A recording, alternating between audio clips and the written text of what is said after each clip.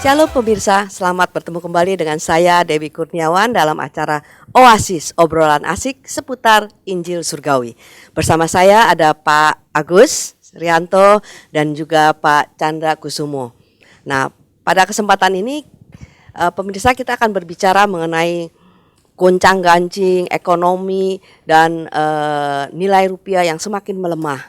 Nah, ini akan ada dampaknya karena semua orang baik yang mengerti maupun tidak mengerti tentang ekonomi ini memberikan pendapat yang berbeda-beda sehingga membuat masyarakat termasuk saya nih Pak menjadi cemas dan khawatir tentang keadaan ini. Nah, untuk itu kita langsung aja ya ke Pak Agus. Dia adalah seorang praktisi bisnis yang mungkin bisa memberikan satu masukan-masukan dan juga nanti akan kita bertanya dengan Pak Chandra yang akan memberikan bagaimana sih secara firman Tuhannya bisa berdampingan atau sinergi nggak sih dengan apa yang sedang kita alami ini. Oke Pak Agus, gimana Pak Agus melihat situasi daripada keadaan di Indonesia ini terutama? Ya, terima kasih Bu Dewi dan kepada para pemirsa juga yang di rumah. Saya menyadari bahwa sebagai anak Tuhan, saya juga sebagai pengusaha gitu tidak steril di dalam tantangan apa yang sedang terjadi di Indonesia ini gitu. Tetapi saya belajar bahwa ada sesuatu yang lebih daripada sekedar goncangan ekonomi yang saya hadapi sebagai anak Tuhan gitu. Betul. Nah, yang lebihnya apa tuh Pak? Nah, ini saya menyadari bahwa saya lebih memikirkan bahwa posisi saya sebagai anak Tuhan itu menurut saya jauh lebih penting daripada sekedar gonjang-ganjing daripada ekonomi ini. Oh gitu ya, maksudnya posisi jadinya walaupun dolar naik, Bapak nggak bisa tergoncangkan gitu Pak, atau bisnis terus naik atau gimana tuh? Kita juga mau yang seperti itu tuh Pak soalnya. Ya ini adalah dua hal yang sangat berbeda Ibu, karena kan kalau kita bicara soal ekonomi, saya bicara soal dari sisi keuangan atau ini, saya juga terkena dampaknya. Tetapi ada sesuatu yang tidak tergoncangkan. Yaitu posisi saya sebagai anak Tuhan. Nah, ini yang membuat saya secure dan membuat saya itu tidak stres, tidak ketakutan di dalam menghadapi tantangan ini. Apa hubungannya Pak Agus dengan tidak stres dan ekonomi yang sedang naik turun ini dengan yang tadi Pak Agus bilang posisinya? Wah, ini pertanyaan yang bagus sekali nih. Karena kita kepingin yang real Pak gitu kan. Karena semuanya ini lagi stres, kayaknya semua orang udah susah diajak ngomong dah Pak gitu. Ada juga saya dengar dari satu perusahaan mereka mengubah strategi mereka Pak. Ada juga yang langsung cut cost-nya bener-bener sampai pekerjaannya tuh bener-bener dia bilangin udah bener-bener sangat-sangat ditekan sekali dah. Istilahnya kerja itu diperes sampai titik darat penghabisan Pak. Ya memang saya tidak anti strategi Ibu Dewi. Sebagai pengusaha ya kita harus melakukan strategi demi strategi, tentunya tidak buruk lah. Tetapi sejauh mana sih kita bisa melakukan strategi itu? Ya betul. Gitu pasti akan ada keterbatasan dari kita juga. Nah, disitulah saya melihat saya jauh lebih bergantung kepada hikmat yang daripada Tuhan berikan kepada saya. Nah, saya menyadari sebagai posisi saya sebagai anak Tuhan itu sangat berdampak besar. Kalau saya tidak mengenal posisi saya tuh akan jauh lebih buruk keadaannya, lebih stres, lebih ini. Malahan mungkin keadaan tidak akan membuat saya lebih baik karena mungkin keputusan-keputusan yang saya ambil itu keluar dari kekhawatiran, ketakutan.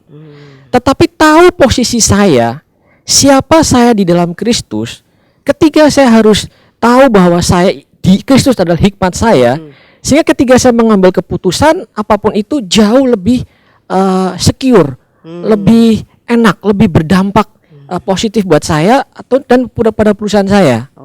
Mungkin Pak Agus bisa memberikan satu contoh yang sedikit konkret gitu sehingga bisa kita mengerti bahwa Pak Agus itu tidak bisa diganggu, tidak stres walaupun ekonominya sedang menurun gitu. Nah, gimana Pak Agus dengan pengalaman mungkin dengan bisnisnya Pak Agus waktu mengalami hal-hal yang demikian, kelihatannya semuanya menurun, tapi kok Pak Agus enggak stres seperti tadi Pak Agus bilang karena Pak Agus tahu posisi Pak Agus sebagai anak-anak Tuhan. Saya ada beberapa kejadian yang nyata yang saya alami. biasanya kalau dapat klien itu kan seneng ya Bu Dewi ya. Siapa Iya. sih orang yang nggak dapat klien, untung di depan gitu. Iya. Tetapi karena dampak ini, klien saya juga jadi kena akibatnya. Jadi yang terjadi itu biasanya pembayaran lancar, ini mundur. Ya mau bagaimana lagi ya, namanya pembayaran mundur kan mengganggu cash flow. Betul. Seharusnya saya deg-degan dong, stres Iya. gimana ini kan. Tetapi saya melihat Tuhan itu setia. Ketika saya lagi membutuhkan pembayaran, itu ada klien lain yang membayar. Oh, jadi bisa ketutup nih Pak Jadi ya. bisa ketutup. Nanti kalau ada kebutuhan lain lagi, pas ini ada lagi yang nutupin satu lagi. Jadi ya memang kalau secara manusia itu pasti membuat saya, aduh bagaimana gitu. Tapi saya melihat kesetiaan Tuhan itu tidak meninggalkan saya. Dan itu berkali-kali saya alamin.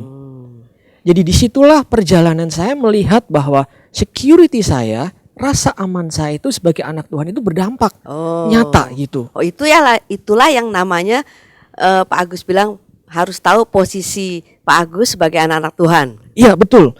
Karena misalnya contoh yang lain lagi, ketiga lagi membutuhkan klien gitu. Saya juga berdoa, Tuhan, saya butuh klien. Tuhan bisa mempertemukan saya dengan seseorang yang tepat. Nah kemudian dari situ saya bisa memenangkan tender, jadi mendapatkan klien yang baru di bahkan saat lagi seperti ini gitu. Jadi disitulah saya semakin dibangun rasa percaya saya bahwa saya tuh mempunyai Bapa yang begitu baik, yang memperhatikan saya, yang menjagain saya di dalam bisnis saya, di semuanya gitu. Nah, saya mau bertanya dengan Pak Chandra sekarang. Apakah itu juga gimana kita melihat kebenaran firman Tuhan dengan ekonomi yang naik turun yang sedang dialami oleh semua bangsa Indonesia tentunya ya, akan pasti memberikan satu dampak, baik itu dampak secara kehidupan sehari-hari, mungkin yang tadinya makan 1 hari 3 kali jadi ya di-cut lah sedikit, paling enggak 2 kali dulu. Yang biasanya jalan-jalan ke luar negeri sekarang lokal aja, karena ekonomi lagi menurun seperti ini, kayaknya nggak bisa kita menikmati lagi deh gitu. Menurut Pak Chandra gimana kalau kita lihat dengan kebenaran firman Tuhan yang dikatakan kita sebagai anak Tuhan tidak pernah turun, naik terus bahkan. Ya, terima kasih untuk pertanyaannya Bu Dewi. Tadi Pak Agus sudah memberitahukan bahwa krisis ekonomi yang terjadi ini melanda setiap orang, apakah itu Kristen atau tidak Kristen kan. Tapi ada satu kunci penyelesaiannya, menyadari identitasnya dia di dalam Tuhan itu sebagai anak Tuhan. Dia bisa melihat sesuatu kesempatan mengalami Tuhan, bahkan krisis ini menjadi sesuatu yang tidak disangka untuk dia bisa alami di dalam perjalanan Tuhan, yang bisa memuaskan dan memenuhi kehidupan nggak ada dia. semua orang yang mau ya Pak ya. Ya, tidak ada krisisnya, tidak ada yang mau, tapi ya, di baliknya ada Tuhan yang lebih besar daripada krisis ini yang bisa dialami, sehingga ya melampaui yang bisa dia dapat pikirkan dan mintakan karena adanya Tuhan. Wow, nggak perlu dikurangin semuanya nih Pak. Walaupun dia mengurangi, tapi dia tidak merasa kekurangan. Wow. Dia bisa merasa Tuhannya yang memenuhi. Tadi saya tertarik dengan komentar dari Pak Agus mengenai jati diri dia sebagai anaknya Tuhan. Kita bisa bayangkan kalau anak yang orang miskin dengan anak orang kaya, kita bisa melihat secara fisiknya sekarang ini. Kalau yang miskin mungkin berpikir kalau dia nggak ada uang untuk makan aja, dia merasa susah, gitu kan. Tapi kalau dia orang kaya, apakah dia mikir soal makan itu? Nggak mikir, bahkan maunya yang lebih enak lagi makanannya Pak ya. Gitu, kan. Dia ada aja, dia bisa aja. Ya, itu ada perbedaan anak yang miskin dengan anak yang kaya. Ya, betul. Tetapi semua itu tetap aja anaknya manusia yang masih terbatas di dalamnya, ya kan, selalu masih kena dengan dampak yang ada di dunia ini. Yang Tuhan rubah itu kita dijadikan anaknya Dia. Nah, itu udah jenisnya sudah berbeda itu. Udah jenisnya anak Allah, bukan anak manusia lagi kan. Ada anak manusia yang sudah menjadi anak Allah melalui Kristus Yesus. Sehingga ukuran kita ya sejauh anak Allah itu tidak lagi ukuran kita sejauh anak manusia. Sehingga pertanyaan kita, walaupun krisis itu terjadi, manusia bisa berdampak. Nggak ada krisis pun dia masih nggak puas. Berdampak. Nah, sedangkan anak Allah ada krisis, emangnya dia bisa didampakin dengan krisis itu. Maka itu dia bisa tenang karena dia anak Allah. Dia bisa tidur di tengah badai. Dia bisa dicobain, rubah dong, lagi lapar nih, makan nih batu ini. Kalau kamu anak Allah, dia anak Allah, tidak perlu dia, karena dia bisa mendapat penyediaan dari bapaknya, tidak seharusnya dari kekuatan dia untuk memenuhi diri dia. Anak manusia berusaha untuk memenuhi, tapi anak Allah dia dipenuhi oleh kesadaran dia sebagai Bapak yang mengasihi dia. Keadaan seperti ini lebih kepada pencobaan bagaimana you mengenal Tuhan yang telah menjadikan kamu sebagai anak Allah, menebus hidup kita melalui Kristus Yesus. Kematian Kristus itu bukan kematian satu orang, kematian kemanusiaan kitanya, sehingga kita bisa menjadi hidup yang dibangkitkan seperti dia hidup sebagai anak Allah.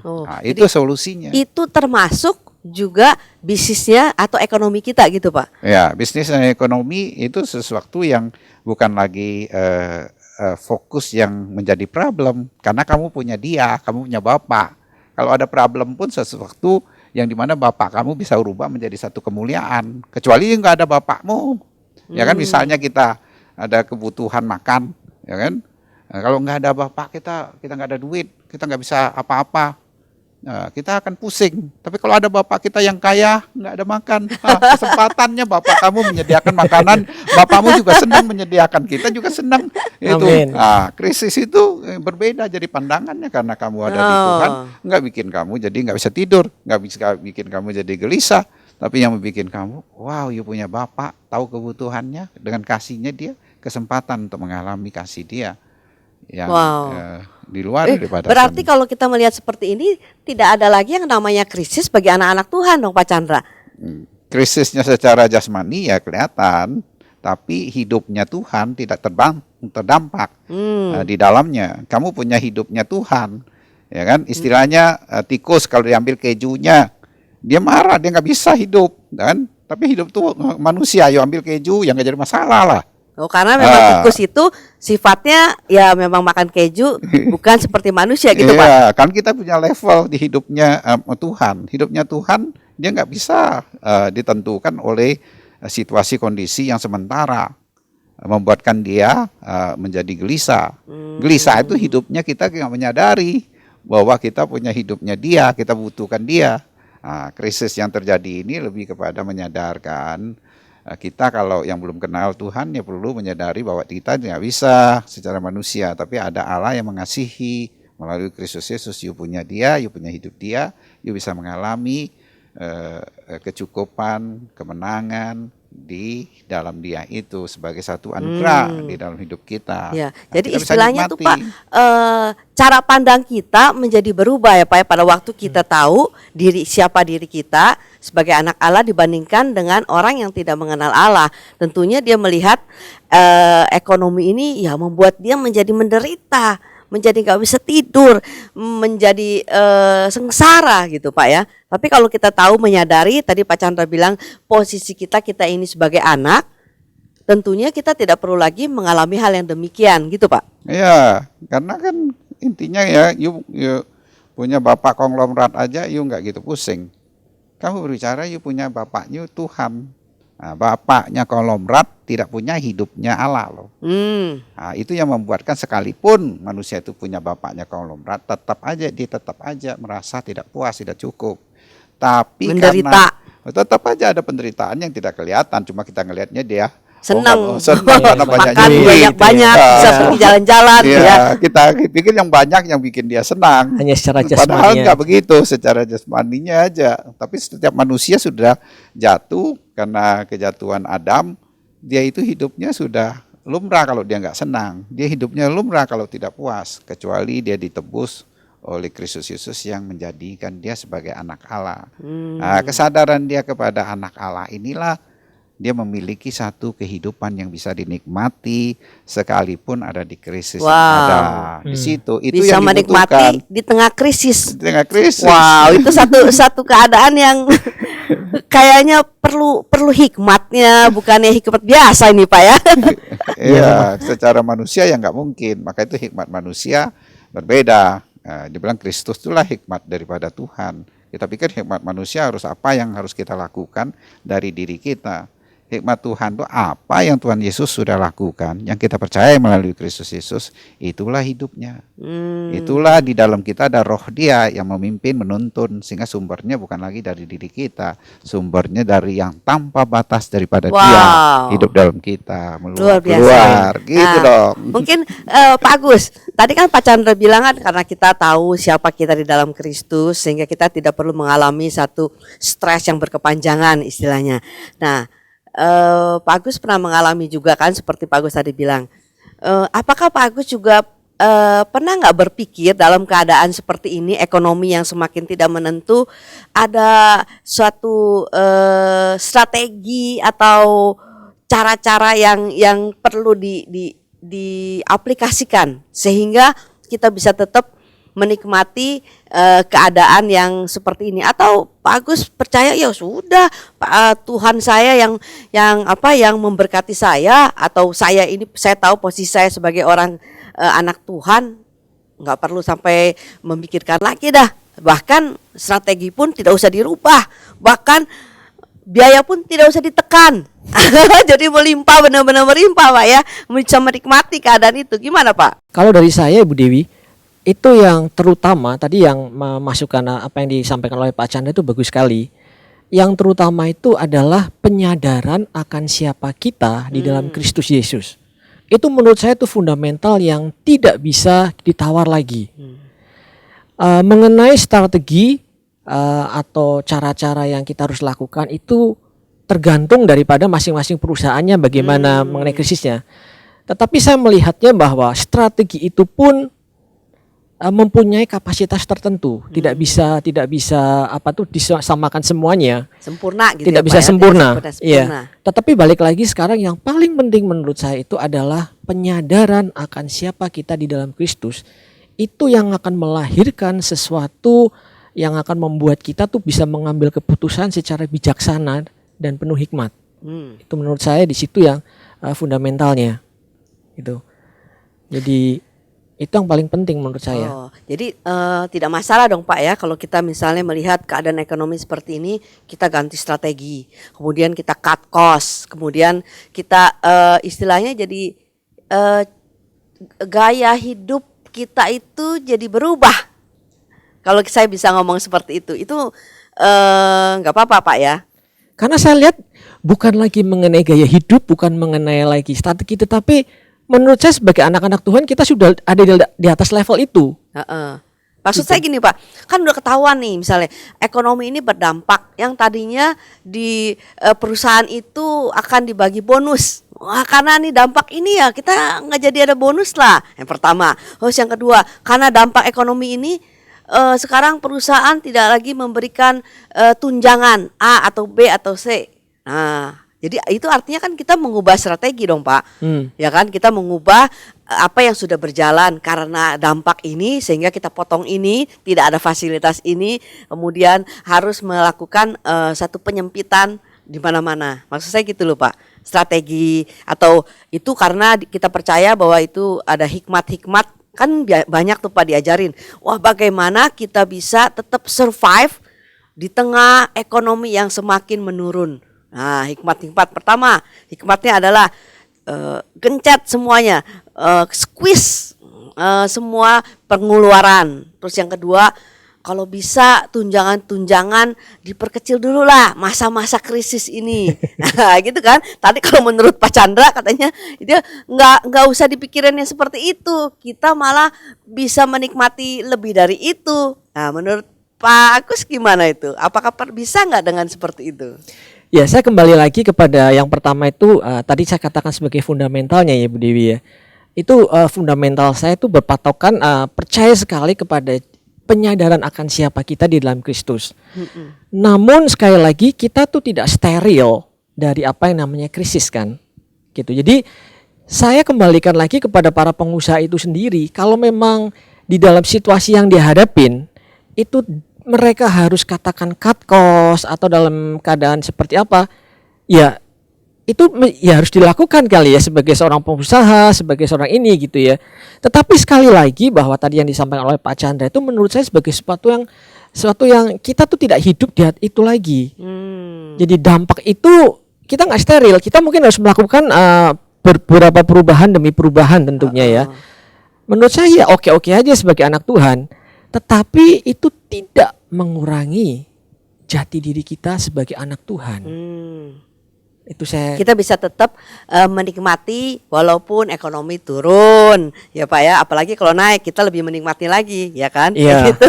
Jadi katakan kalau kita sebagai anak Tuhan misalnya kita kena juga dampak di restructuring ini sebagai mungkin para profesional, kita pun nggak usah terlalu takut atau stres gitu, karena saya percaya Tuhan bisa membuka jalan lain karena dia adalah anak-anak Tuhan juga. Gitu jadi ya, disinilah pengenalan itu sebagai fundamental. Bukan hanya untuk para pengusaha, juga para profesional juga yang bekerja sebagai anak Tuhan pun harusnya akan merasakan yang sama. Mereka harusnya memang seperti itu. Harusnya memang seperti itu ya Pak ya. Makanya kita harus dengar hal-hal yang demikian nih, sehingga kita pun tidak stres. Karena kalau ada namanya udah cutting budgetnya, udah itu kita merasa stres dong ya Pak ya gitu. Nah kalau menurut Pak Chandra gimana dalam hal ini? Ya sebenarnya sih umum ya, secara manusia kita kalau pendapatan kita dikurangi, tentu kita merasa rontak terganggu. Itu mungkin keinginan-keinginannya seperti terhalangi. Ya. Tadi kembali lagi, tadi seperti Pak Agus sebutkan, kita perlu menyadari identitas kita, tapi kesempatan untuk mengalami Tuhan. Kalau kita melihat kesempatan mengalami Tuhan tidak dibatasin seperti itu, kita akan tahu bahwa kita ada kebaikan Tuhan yang sedang bekerja di baliknya. Nah, sehingga iman itu menjadi hidup. Kita punya pengharapan lebih kuat yang kita bisa rasakan keindahannya karena Tuhannya itu. Oleh itu kita bisa walaupun harus menyesuaikan, tapi ada kehadiran Dia yang bisa kita rasakan, alami, keintiman, bahkan mujizat-mujizatnya yang tidak terpikirkan di dalam hidup ini. Nah, sehingga kita tahu bahwa sebenarnya dialah yang merupakan sumber kehidupan kita. Dialah hidup itu sendiri buat kita yang bisa kita nikmati di dalam situasi kondisi. Kadang-kadang dalam situasi kondisi seperti itu, kadang-kadang kita nggak bisa menemukan ada hidup yang lebih di dalam Kristus. Kita pikir hidup yang lebih itu sebatas apa yang kita harus punyai, daripada kita sudah memiliki Dia-nya. Dengan menyadari Dia inilah sehingga kita bisa melihat bahwa Dia sedang mengerjakan yang jauh lebih baik. Bukan berarti kita menerima situasi kondisi itu, oh ya biarlah, kita udah nggak berdaya, kita sedih lah gitu. Bukan gitu. Karena Dia kita nggak bisa sedih. Karena Dia pasti Dia baik. Hidupnya kita, hidup manusianya nggak ada di situ. Hidup Tuhan yang kita percaya di dalamnya. Itu yang bisa kita nikmati di dalam perjalanan, walaupun ada transisinya. Dan pasti ada jalan keluarnya ya Pak. Amin. Ya kan, pasti kita sebagai anak-anak Tuhan, punya Bapa yang begitu baik. Benar, pasti kita lihat di Alkitab beberapa kan, kalau kita lihat ya stucknya si contohnya Musa ketika keluar dari Mesir kan, dikejar oleh Firaun, di belakangnya, di depannya Laut Merah, kan? Mau strategi apa secara manusia? Ini sepertinya kejadian seperti di Indonesia sekarang nih Pak ya kan?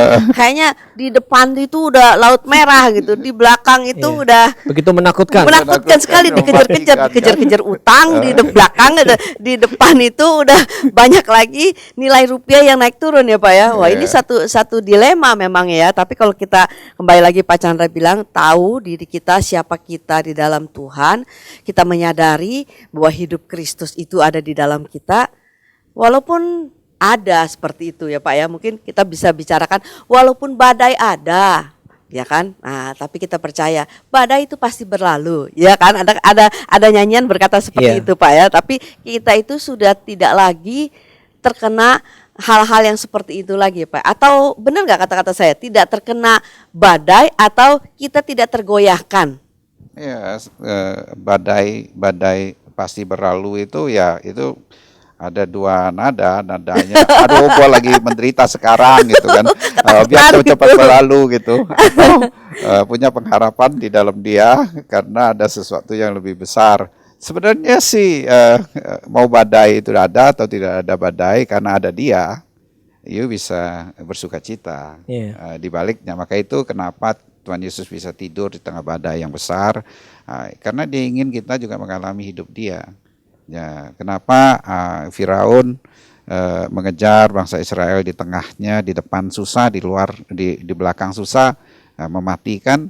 Karena solusi di dunia ini nggak ada kecuali dari atas. Nah, kita punya solusi Kristus itu dari atas yang turun, yang membuatkan kita dilahirkan dari atas itu, sehingga kita bisa mengalami dari atas, kita juga mendapat solusi dari atas.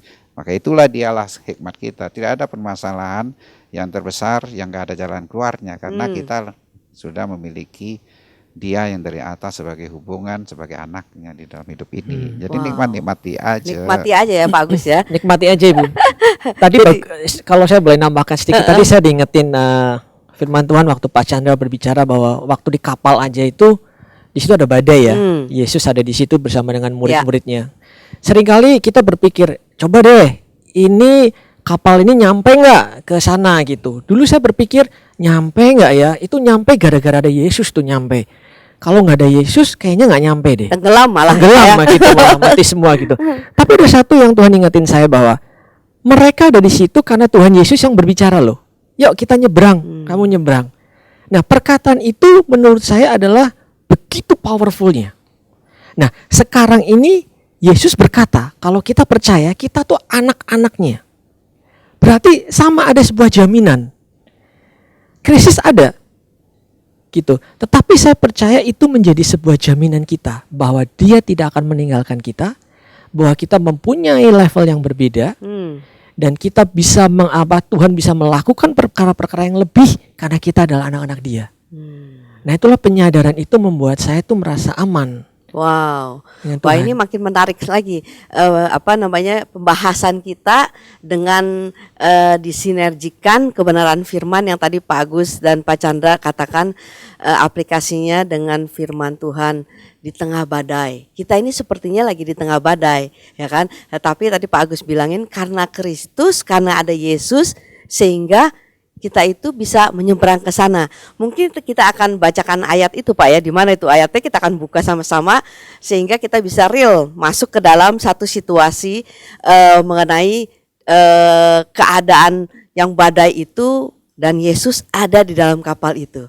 Itu ada di Markus Ibu. Markus 4 ayat 35. Oke. Mungkin saya bisa bacakan beberapa ayat ya Pak ya. Markus 4 ayat 35. Pada hari itu, waktu hari sudah petang, Yesus berkata kepada mereka, marilah kita bertolak ke seberang. Mereka meninggalkan orang banyak itu lalu bertolak dan membawa Yesus beserta dengan mereka dalam perahu di mana Yesus telah duduk, dan perahu-perahu lain juga menyertai Dia. Lalu mengamuklah taufan yang sangat dahsyat dan ombak menyembur masuk ke dalam perahu, sehingga perahu itu mulai penuh dengan air. Pada waktu itu Yesus sedang tidur di buritan di sebuah tilam. Maka murid-muridnya membangunkan Dia dan berkata kepadanya, Guru, engkau tidak peduli kalau kita binasa. Ia pun bangun menghardik angin itu dan berkata kepada danau itu, diam, tenanglah. Lalu angin itu reda dan danau itu menjadi teduh sekali. Nah, ini di relasinya dengan hidup relevan nggak dengan hidup kita nih Pak? Apa ini aplikasinya? Ya, ibarat seperti di dalam perahu di tengah lautan Ibu. Saya melihat mungkin krisis juga boleh dibilang seperti gitulah, gonjang-ganjing gitu, ada angin ribut gitu. Udah ya. Mau tenggelam nih ya, bisnis saya nih. Gitu. Tapi saya melihat di sini ada sebuah sesuatu yang luar biasa. Karena pertama di sini Yesus yang mengatakan marilah kita bertolak ke seberang.